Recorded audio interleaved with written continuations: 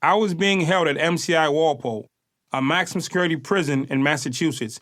Having just been transferred there from federal prison a few months before, I had been in federal custody for 2.5 years because, quite simply, the state of Massachusetts couldn't control me.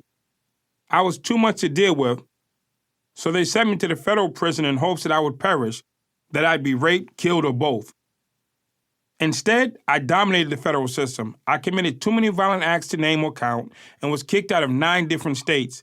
Eventually, the federal system threw their hands up and sent me back to Massachusetts. Returning there was the equivalent of sending a college kid to middle school.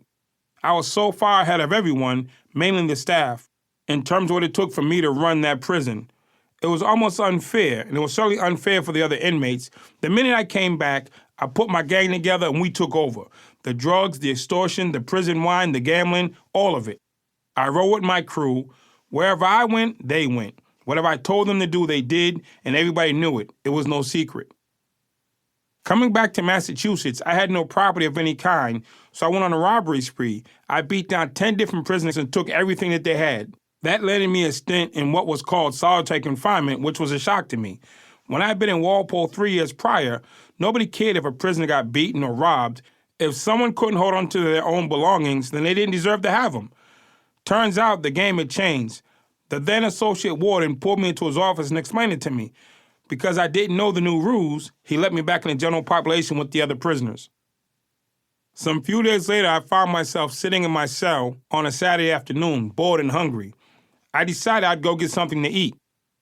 I walked out of my cell, I walked down to the gate, and I gave the correctional officer a head nod. He opened the gate. I had no pass. I walked down the hallway to yet another gate.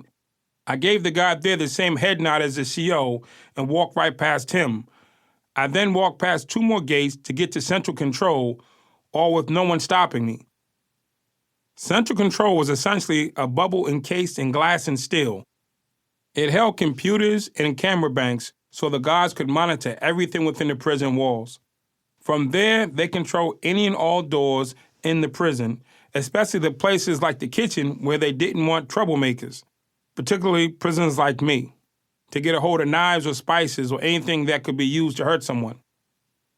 Another head nod to the guard in Central Control got me past the gate towards the kitchen.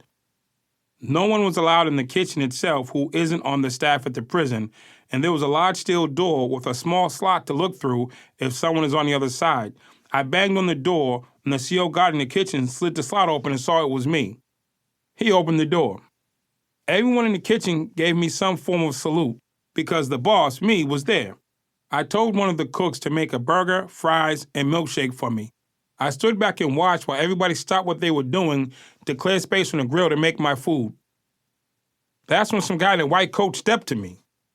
"Who are you and what are you doing in my kitchen?" he asked me. "You're not even dressed properly. Where's your uniform?" I looked him square in the face and asked him, "Who the fuck are you?" He commenced screaming at me. "I'm the food service administrator.